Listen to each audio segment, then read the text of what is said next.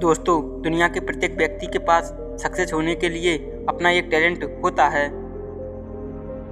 यदि कोई व्यक्ति अपने अंदर मौजूद टैलेंट को जान ले और उसी टैलेंट के हिसाब से गोल सेटिंग भी कर ले तो उसे कोई भी सफल होने से नहीं रोक सकता।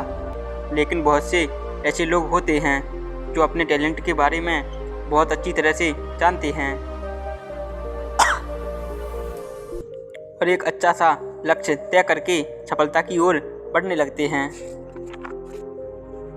उन्हें मंजिल तक पहुंचने से कोई नहीं रोक सकता। लेकिन एक दिन हमें सुनने को मिलता है कि उनमें से कुछ लोग अपनी मंजिल तक नहीं पहुंच सके और असफल हो गए। मैं एक ऐसे ही व्यक्ति के बारे में जानता हूं जो मेरा एक दोस्त है। वह अपने लक्ष्य की तरफ बहुत तेज़ी से बढ़ रहा था, लेकिन बाद में पता चला कि वह अपने टारगेट से अचीव नहीं कर पाया। मैंने उसके फेलियर होने का कारण के बारे में जानना चाहा।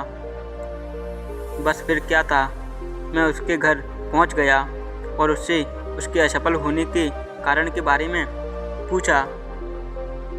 मेरे प्रश्न का उत्तर उसने कुछ इस प्रकार दिया। यह बात सही है कि मैंने सक्सेसफुल होने के लिए अपने टैलेंट के बारे में बहुत अच्छी गोल सेटिंग की थी, लेकिन ऐसे कार्य किए या कहो कि कुछ ऐसी गलतियां जिससे मुझे शक मिल गई कि मैं असफल होने वाला हूं। लेकिन संकेत मिलने के बाद भी मैंने कोई सुधार नहीं किया, जिसकी वजह से आज मैं असफल हो गया हूं। मैंने तुरंत उससे उन संकेतों के बारे में पूछा। वह वजह जाननी चाहिए जिसके कारण से वह फेल हो गया।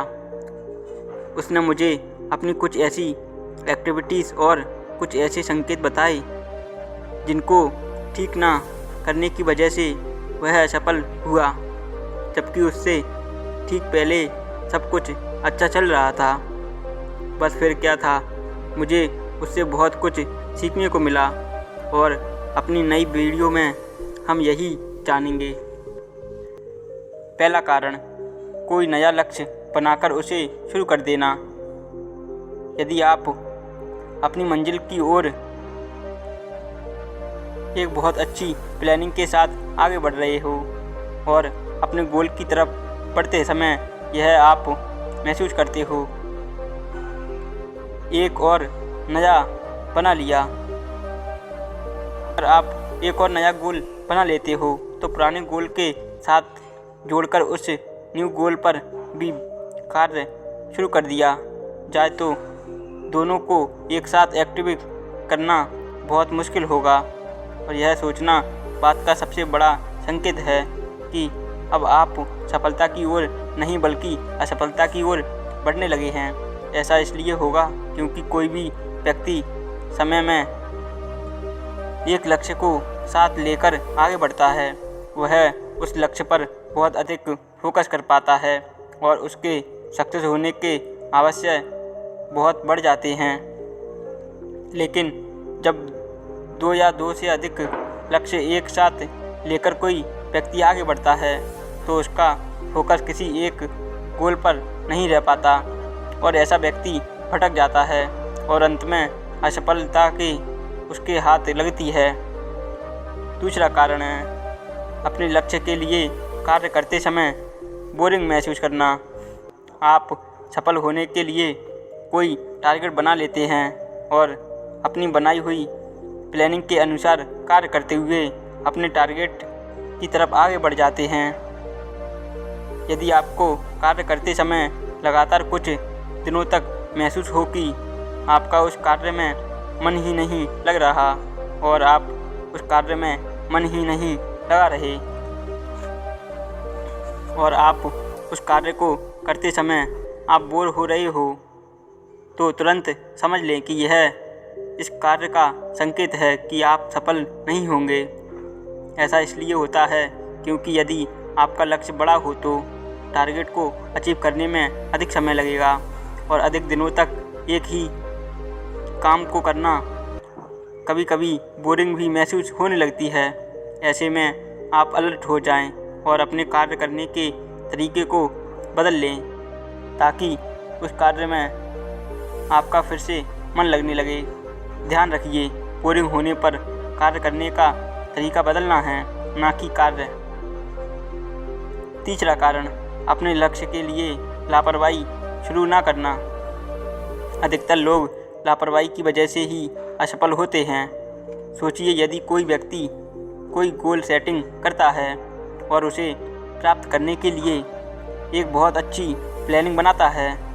अब यदि अपने गोल की तरफ बढ़ते समय वह अपनी प्लानिंग को सही से फॉलो नहीं करता तो लापरवाही शुरू कर देता है।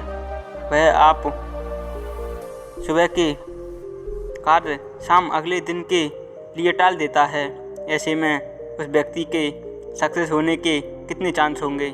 जी हाँ, उसके सफल होने के चांस बिल्कुल ख़त्म हो जाएंगे। उस व्यक्ति का अपने काम के लिए लापरवाह होना इस बात का संकेत है कि अब वह फेलियर होने जा रहा है। ऐसा इसलिए होता है क्योंकि किसी भी कार्य में जाने वाली लापरवाही एक ऐसे मीठे जल की तरह होती है जिसे खाने में तो बहुत आनंद आता है, लेकिन इसका परिणाम असफलता होता है। लक्ष्य पाने के लिए आपके जोश का लगातार ठंडा होने जाना। लक्ष्य बनाने के बाद प्रत्येक व्यक्ति फुल एनर्जी और उत्साह के साथ कार्य करना शुरू करता है, लेकिन कुछ ही दिनों बाद वह उत्साह या जोश लगातार कम होता चला जाता है। यदि आपके साथ बहुत बड़ा संकेत है कि इसलिए होता है क्योंकि ऐसा व्यक्ति अपने टारगेट के पाने के जो प्लानिंग बनाता है वह प्रैक्टिकल लाइफ में अपनाना आसान नहीं होता। प्लानिंग ऐसी होनी चाहिए जो आपकी लाइफ के हिसाब से आसानी से हो और पूरी तरह से अपनाई जा सके। इसके साथ ही कार्य करते समय उत्साह को बढ़ाने वाली बुक्स को पढ़ें। पांचवा कारण है बहुत बड़ा लक्ष्य कम समय में प्राप्त करने की योजना बनाना। आपने एक कथन तो सुना होगा, अर्थात पूरे हाथी को एक ही समय में मत खाओ। यदि बात प्रैक्टिकल लाइफ के लिए बिल्कुल सही है। यदि आप अपना टारगेट हाथी जैसा बड़ा बना लोगे और उसे कम समय में या एक ही बार में अचीव करना चाहोगे तो यह असंभव है। जिस प्रकार पूरे हाथी को एक बार में नहीं खाया जा सकता, उसी प्रकार बहुत बड़े लक्ष्य को कम समय में प्राप्त नहीं किया जा सकता। अगर आपने ऐसा टारगेट बना भी लिया है तो अपनी मंजिल तक पहुंचने से बहुत पहले ही आपको संकेत मिल जाएगा कि आप असफल होने जा रहे हैं। ऐसा इसलिए होगा क्योंकि बड़े टारगेट को कम समय में जाने के लिए जैसे जैसे आप आगे बढ़ेंगे वैसे वैसे आपके कार्य का बोझ बढ़ता जाएगा। समय बीत चुका होगा और करने को बहुत कुछ होगा, अर्थात हाथ लगोगे केवल असफलता। तो दोस्तों, आपको पता ही है कि असफल होने वाली हमें किन संकेतों से बचना है और यह संकेत हमारे जीवन में बहुत महत्वपूर्ण हैं क्योंकि यह संकेत हर किसी को नहीं पता होते हैं। वैसे तो बहुत से लोग ऐसी बातों को जानने के लिए बहुत सी वीडियो देखते हैं, लेकिन यह संकेत उन्हीं को पता रहते हैं जो अपने गोल के प्रति बहुत ज़्यादा सीरियस होते हैं। तो दोस्तों, आपको इस वीडियो से कुछ सीखने को मिला हो तो चैनल को सब्सक्राइब करें